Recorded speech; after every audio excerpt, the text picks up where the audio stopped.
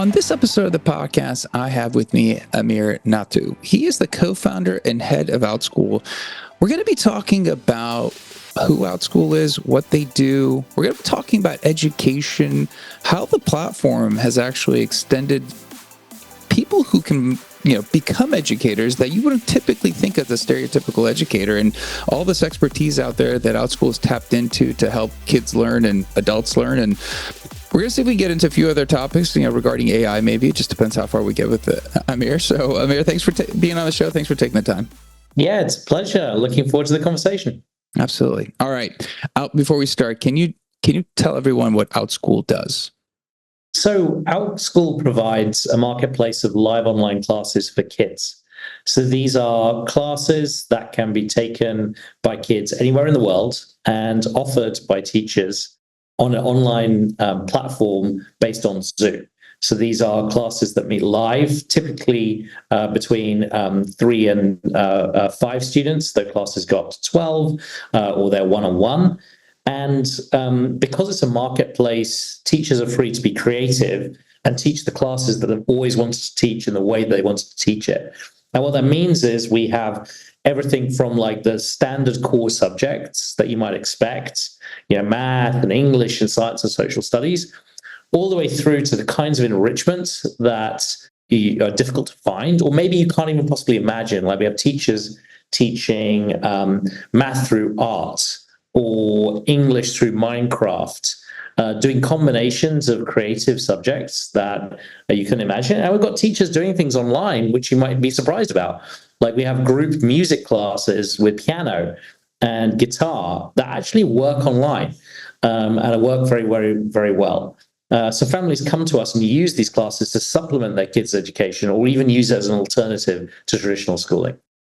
Very cool. I think I mentioned to you before we started recording that my daughter learned sign language, and I was blown away at the expertise that she was, seeing. And we were kind of talking to the teacher, and she was with a group of a few other kids. And I mean, she learned so much in so little time, and it just really got me thinking about this. And Outschool's been around for a while. It's not a brand new company. You guys have been around for a couple of years, correct? Yeah, that's right. We founded in 2015 and launched in 2017. I guess, just first thing, because I'm always curious when people start seeing a community early and something like this where it is trying to promote other forms of education, right? Non-traditional and not inside the classroom. And I'll let you maybe clarify my terminology if I'm speaking to this incorrectly. But how did you see that gap? Because you guys started a while ago. It's almost a decade. And obviously it's become very popular for kids right now. But that gap initially, where did it come about? Yeah, that's a great question. And, we've now served over 1 million learners. So, both our model of learning and just the general idea of online learning and supplemental learning for sure are growing. But there are a few things that point me to the gap and the opportunity to start with.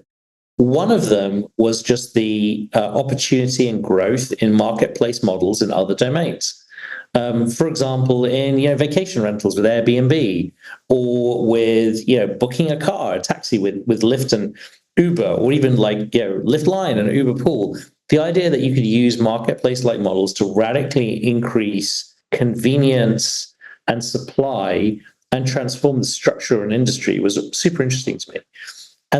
But that hadn't happened in education. A lot of the innovation in education was focused on innovating within the context of the system itself.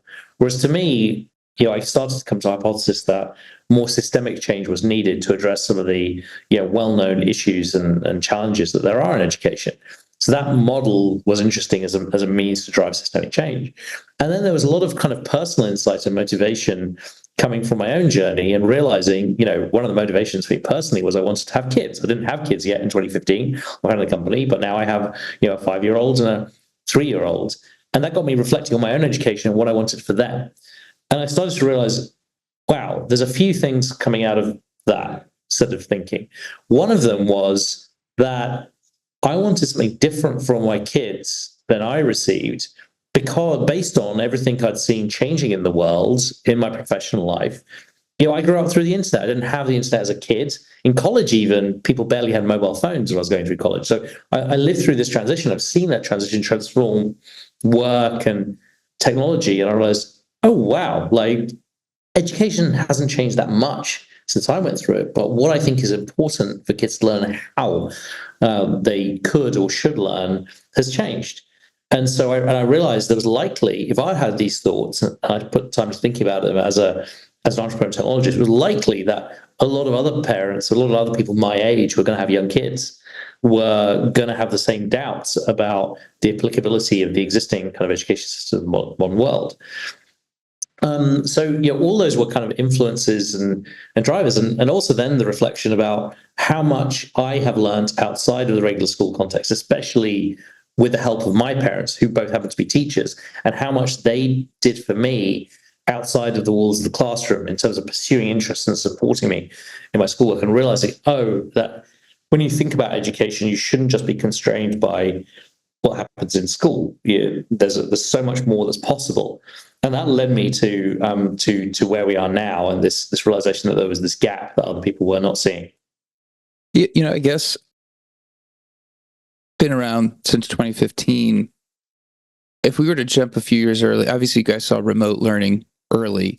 The pandemic must have brought a different level of attention and spotlight to the opportunity to learn remotely for maybe people that previously would have just assumed you have to take a child or you have to learn within a classroom setting.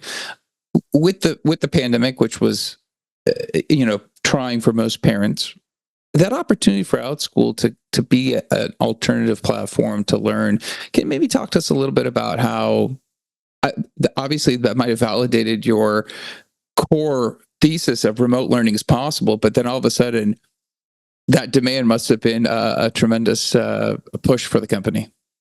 Absolutely. We were growing nicely and, had built an initial product and achieved product market fit, especially within the secular homeschooling community, and we're broadening out in 2019. And then 2020 hit and obviously took everyone by complete surprise. But, for a while there, it was a matter of keeping the train on track, just in terms of coping with the growth. And from a family perspective, that's what families were doing, just trying to survive. And along those lines, our business grew 20x, 20 times in 2020 alone. And at our scale, I don't know any other company that has experienced that kind of one-time growth. And that acted to increase the profile of Outschool, make people more aware of alternatives in their kids' education, opportunities to supplement both Outschool and others, and also completely change the landscape in terms of people's understanding of online learning. For better or worse, there were many people who had a terrible experience with online learning that was provided by their schools because they were not outfitted to it. That's why many of them turned to Outschool, because we were experienced at offering this kind of learning and were able to scale effectively and provide good learning experiences through that time. In terms of where that fits with the kind of broader change in the education system, I think, one thing that's changed is before the pandemic, it was like, we've really picked a hard problem here. We're going to try and change the system with a marketplace-based approach. And we were going to offer this new learning mode that's based on these live online classes. Has all these benefits, but it's very, very new on multiple fronts. Now, post-pandemic, I never have to, and so you had to explain multiple things to people to get them kind of over the line of thinking, this is why it's useful, this is why it's good. Now, no one kind of has questions about online learning anymore. They know what it is. They might have concerns, or they might want it in a particular way, but the idea of using these kind of modes, these learning modes for education, there's much greater awareness amongst customers. I think the piece that is still emerging, but it's starting to emerge more and more, especially with the challenges in the regular education system, is what does this enable? When you start to realize that you don't have to learn math with a local tutor or just with a local group. You could get a teacher who is a better fit for your kid, a learning group that's better fit for your kid, not locally. You don't have to be constrained by that anymore. And similarly, you don't have to be constrained by the curriculum choices within your school district. There's just a wealth of human knowledge available in the marketplace. People are starting to grapple and realizing, oh, so much of the behavior, I think, in education has been unconsciously driven by these constraints that were just like necessary with how education has worked in the past, and they're no longer there. And so I think a transformation needs to happen in how people approach kids' learning to recognize that they don't have to follow the standard path. In fact, there is no standard path anymore. That, what's needed for the future is tremendous diversity in education, so you can allow your child to pursue unique paths that fit their unique needs and opportunities and potential. And we don't have to be constrained by this one-size-fits-all system. That is a radical proposition, a radical system change that I think needs to happen and will happen. You can see it happening, but that's still to come. Yeah, absolutely. And I think the one thing that I think is interesting, I'd love to hear your thoughts, is obviously we are seeing a shift in people talking about the way they talk about education. They're challenging the notion of the 4-year degrees post-education, in university, college. We're challenging the notion of what the pandemic showed us in terms of how kids can learn, where they fall behind, the kind of attention they need. When it comes to maybe thinking about, you mentioned, education is slow to evolve, and obviously there's very defined structures within the system. An Outschool type company that's coming along and providing either alternative education, you mentioned homeschool, different supplementary type of resources. When you think about the child and the child getting more hands-on time and getting more attention per kid, and that's a big challenge, especially in the public school system, is the amount of time you get with the teacher. Have you guys seen the impact on students going through Outschool? Have you guys been able to track those kind of metrics? Absolutely, we see the impact, but the signals we gather are primarily qualitative, and here's why. Because when you're providing such a broad marketplace as Outschool, we don't base assessments of our marketplace as a whole based on standardized tests, because we're not offering a constrained curriculum. We have teachers offering such a wide variety of subjects, some with more academic, some less academic, some with grades and homework and tests, and others not. So when you're dealing with a marketplace like that, and different outcomes offered promised for different classes, so when you're dealing with a marketplace like that, it's hard to come up with a singular unifying metric. And the one that we do focus on is parent and student satisfaction, because ultimately, that is a core driver, and we believe that they are best placed to judge whether they have achieved their goals through the use of classes. And you'll note that it's surprising from a business perspective, customer satisfaction seems like an obvious thing to track, but you don't hear about that very much when you talk about measurement of the school system. You hear a lot about standards, you hear a lot about tests, you hear a lot about teacher training and all of that. And I think it just goes to show how not customer-centric our existing system is. But then qualitatively, we have people writing in saying that Outschool has changed their lives, that their kid has gone from hating math to loving math and being 2 grades ahead.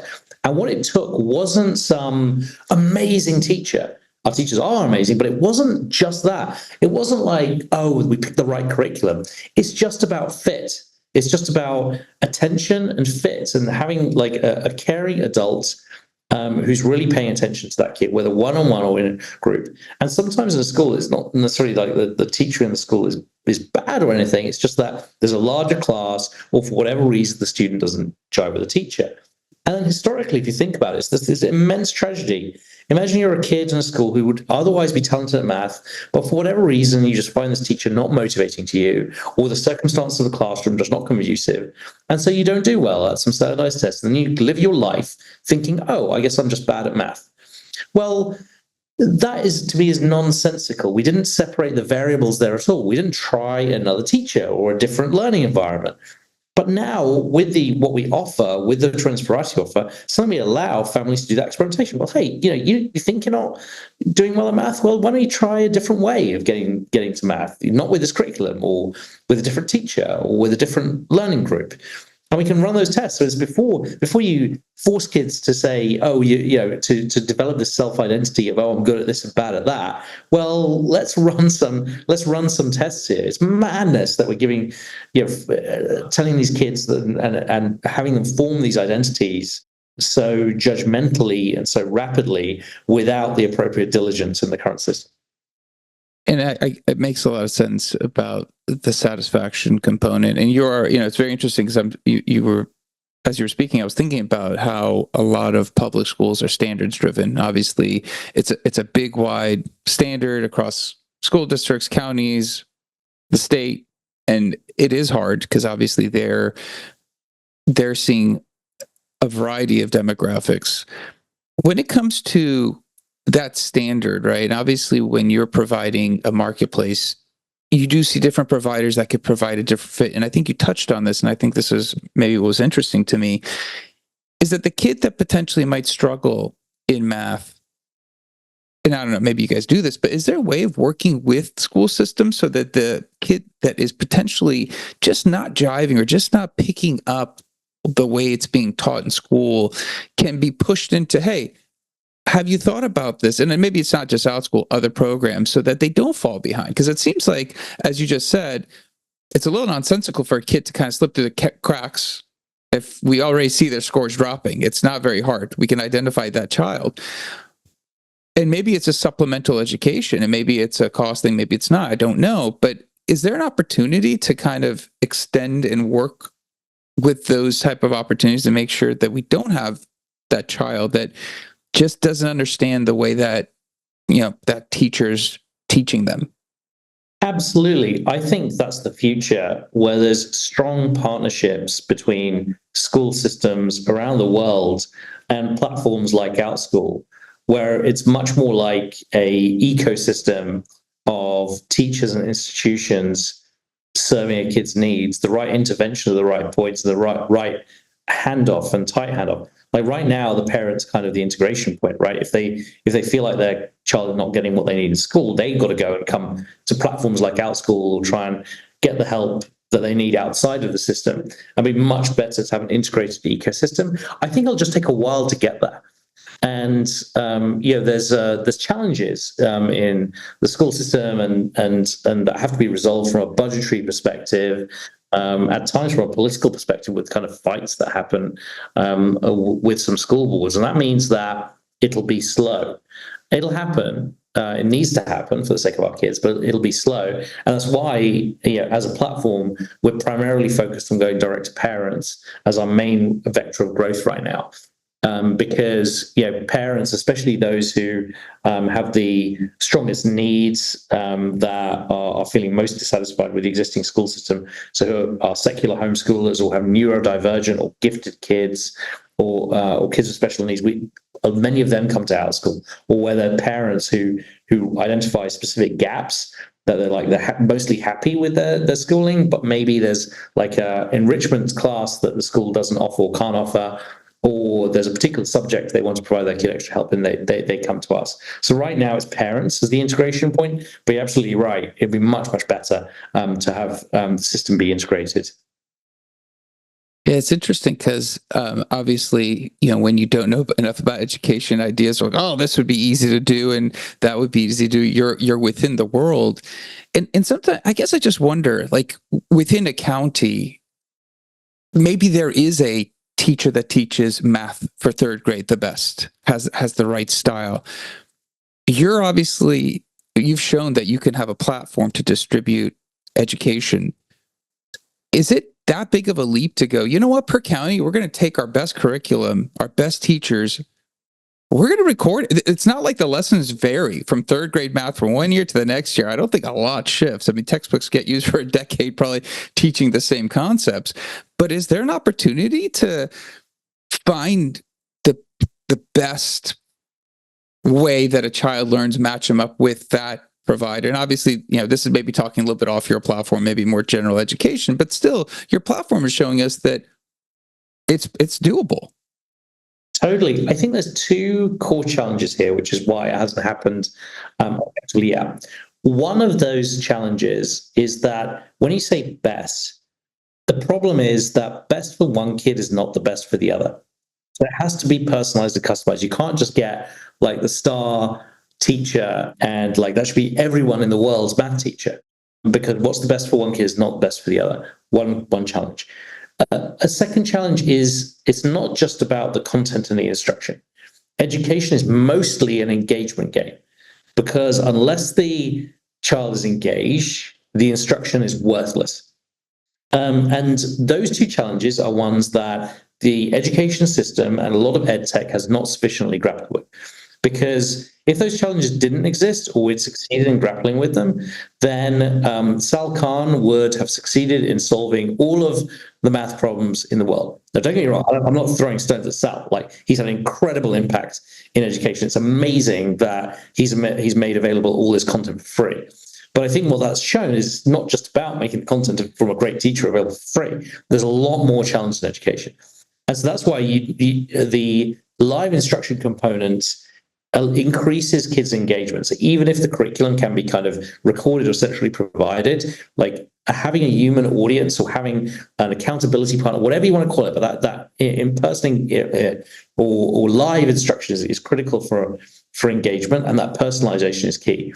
And that's why people are so interested in AI, because the thought then is okay, well, how far can AI go in addressing the two issues that I just outlined, like the personalization for the individual kids' needs and the engagement?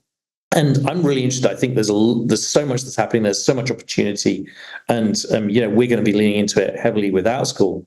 I think the personalization piece is particularly interesting for AI, because if they can know you and your level well and the content well, then the personalization becomes a lot more tractable than it has in the past. I think the engagement piece, I think, is the key piece that still is a question mark. And we see a future where AI for personalization in conjunction with the human element for engagement could be like a really powerful combo in addressing those core issues in education.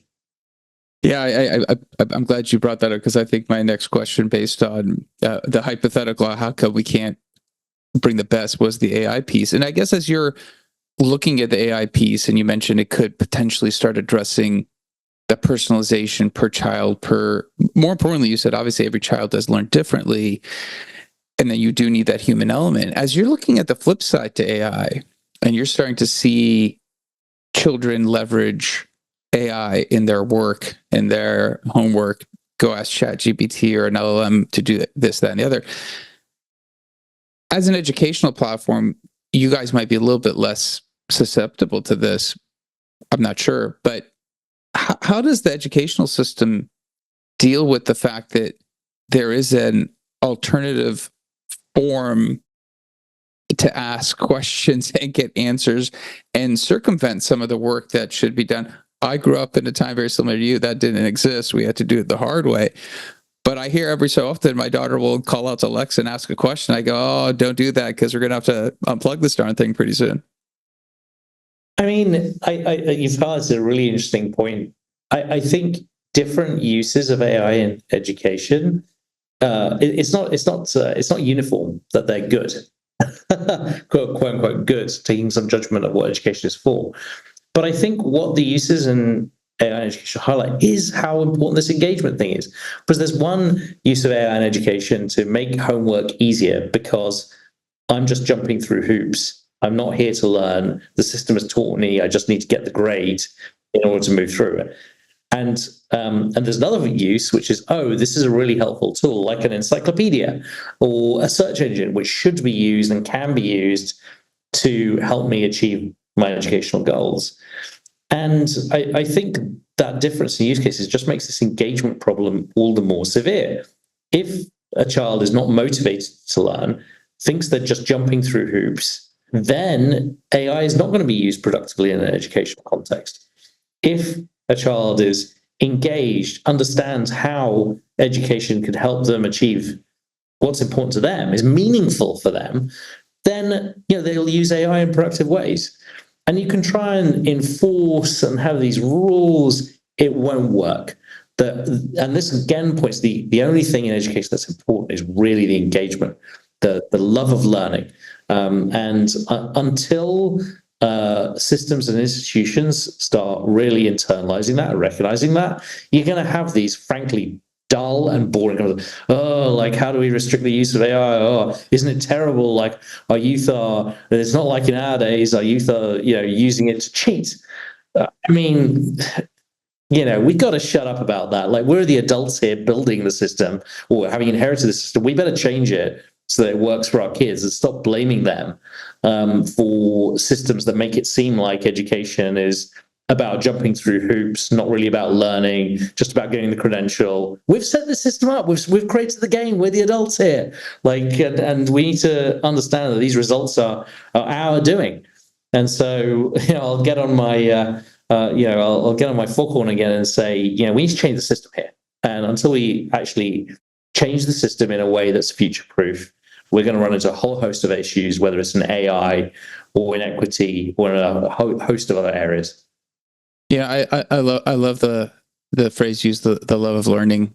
And I think, as I'm listening to you, the purpose behind Outschool, I can hear that there was not just the greater good, but trying to help people establish that level of learning. And I think it's really interesting because I don't know if that's talked about enough. I don't think kids hear that enough. I think as parents, sometimes we over-index on grades, on scores, have you studied?